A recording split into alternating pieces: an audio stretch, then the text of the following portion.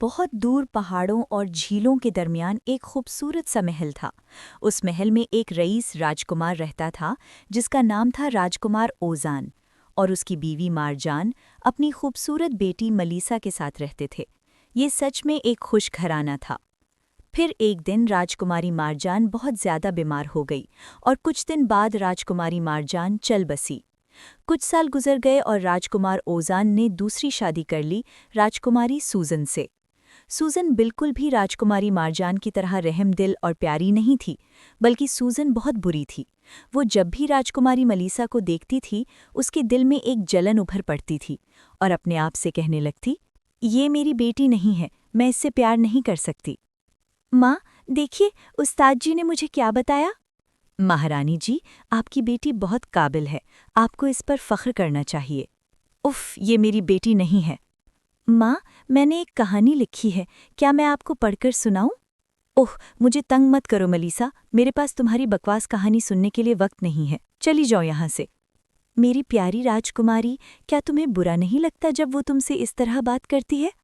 कभी कभी लगता है, पर जब मुझे बुरा लगता है तब मैं जिंदगी की सबसे अच्छी चीज़ें याद कर लेती हूँ।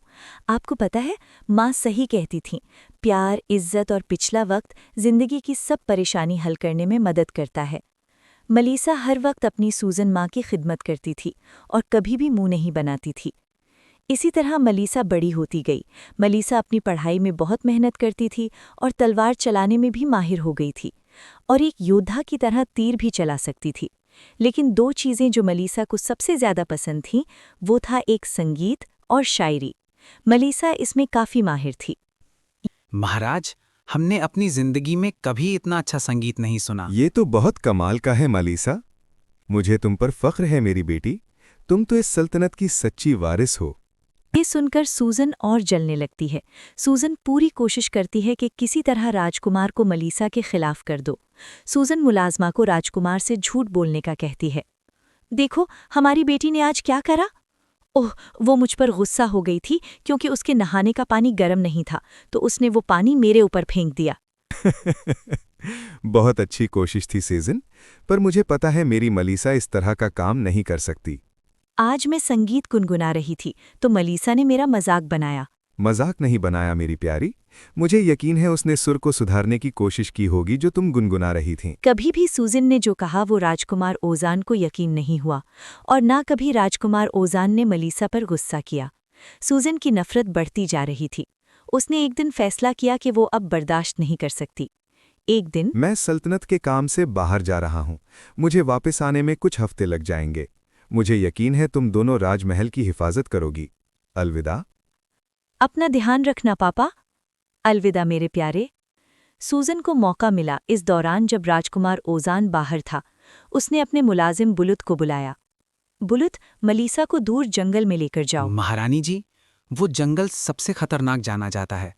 कोई भी वहां एक दिन से ज्यादा जिंदा नहीं रह इसीलिए सकता। तो मैं चाहती हूँ तुम मलीसा को वहां पर लेकर जाओ। अगर मैं उससे कहूंगी कि तुम्हारे साथ जाए तो वो कभी नहीं मानेगी। तुम उसे वहां छोड़ देना और कभी इस महल में नहीं आना, समझ गए? आह, महारानी जी। मतलब तुम मेरी बात नहीं मानोगे? तुम जानते हो मुझे ये इख्तियार है कि मैं तुम्हें सख्त से सख्त सजा दे सकती हूँ। जी महारानी जी। तो अगले दिन बुलुत राजकुमारी मलीसा को जंगल की तरफ ले गया। बुलुत, आप मुझे यहाँ क्यों लेकर आए हैं? महल की राजकुमारी मलीसा, मुझसे महारानी ने कहा था कि मैं आपको यहाँ छोड़ दूं, लेकिन मैं ऐसा नहीं कर सकता। आपको मेरे साथ मरने की ज़रूरत नहीं है। आप वापस जाइए, मैं अपना ध्यान खुद रख लूंगी। अच्छाई जिंदगी की हर मुश्किलात का सामना करने में मदद करती है। मैं जानता हूँ राजकुमारी जी, आप बहुत हिम्मत वाली हो। मैं शर्मिंदा हूँ राजकुमारी, मैंने आपकी सौतेली माँ से आपको यहाँ लाने के लिए मना नहीं करा पाया, क्योंकि मैं जानता था अगर मैं मना करता तो वो दूसरे तरीके से आपको नुकसान पहुँचाने का मंसूबा बनाती। राजकुमारी, इस तरह हम यहाँ रह सकते हैं और महारानी पर हमले की तैयारी कर सकते हैं। वो भले मुझसे जलती हैं, लेकिन वो अच्छी महारानी है। मैं उन्हें नुकसान नहीं पहुंचाऊंगी, लेकिन अगर मैं गई तो वो ज़रूर बाकियों को नुकसान पहुंचाएंगी। कभी कभी चीज़ों को उनके हालात पर छोड़ देना चाहिए बुलुत। अगर सब चाहते हैं मैं राज करूं तो पापा मुझे ढूंढने ज़रूर आएंगे। तब तक मैं इस जंगल में अकेले रहकर खुश रहूंगी। बुलुत ने उस जंगल में छोटी सी झोंपड़ी बनाई। वो और उसकी बीवी राजकुमारी मलीसा के साथ रहने लगे। उस दौरान राजकुमार ओजान वापस लौटे और ये सुनकर सदमे में आ गए कि मलीसा गायब हो गई।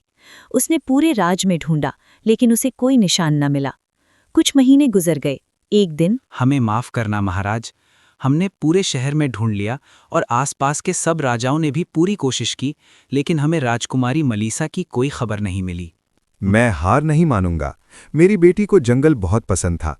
मैं पूरे शहर के ठेठ जंगलों में जाऊंगा। मेरी बेटी हर मुश्किलात का सामना कर लेती है, तो ये कैसे हो सकता है कि वो जंगल से डर जाए? महाराज, ये नामुमकिन है कि राजकुमारी 3 महीनों तक जंगल में जिंदा होगी। लेकिन महाराज, राजकुमारी अब तक वापस आई क्यों नहीं? उसके पास जरूर कोई वजह होगी वापस ना आने की। मैं उससे पूछूंगा जब वो मुझसे मिलेगी। कल मैं सूरज निकलते ही सफर शुरू करूंगा और किसी को भी मेरे सफर की खबर ना हो। हाँ महाराज। अगली सुबह राजकुमार ओजान निकल पड़े। राजकुमारी सूजन को भी पता नहीं था इस बारे में। राजकुमार ओजान कई हफ्तों तक ढूंढते रहे बिना रुके। उसे ये यकीन था कि उसकी बेटी जिंदा है और उसने ढूंढने का पक्का इरादा कर लिया था। इतना सफर करने के बाद वो जंगल में पहुंचा और पानी पीने के लिए एक समंदर पर। ये आवाज कैसी है? क्या ये वाकई मलीसा हो सकती है? राजकुमार जंगल में आवाज देता हुआ आगे बढ़ा। मलीसा, मलीसा। पापा, मेरी बेटी, मैंने तुम्हें कहाँ नहीं ढूंढा। तुम्हें देखकर दिल को तसल्ली हुई। क्या तुम ठीक हो मेरी बच्ची? मैं ठीक हूँ पापा। राजकुमारी मलीसा और बुलुत ने राजकुमार ओजान को सब कुछ बताया कि कैसे सूजन ने राजकुमारी मलीसा को नुकसान पहुंचाने की साजिश रची। राजकुमार ओजान को बहुत गुस्सा आ गया। उस औरत को सजा मिलेगी। उसमें जलन और नफरत भरी हुई है। वो प्यार के काबिल नहीं है। महल पहुंचने के बाद राजकुमार ओजान ने हुक्म दिया कि सूजन को कैदखाने में हमेशा के लिए बंद कर दिया जाए। राजकुमारी मलीसा बड़ी होकर सारी सल्तनत संभालने लगी। उसने बताया कि कैसे प्यार, एहतमाद और सब्र से हर मुश्किलात का सामना किया जा सकता है। बुरा वक्त जल्द ही चले जाता है, बस थोड़ा सब्र रखिए। ये कहानी अच्छी लगी हो तो हमारे चैनल को सब्सक्राइब करें और बेल आइकन को दबाना मत भूलें, ताकि ऐसी और अच्छी वीडियोस आपको देखने को मिलें। शुक्रिया।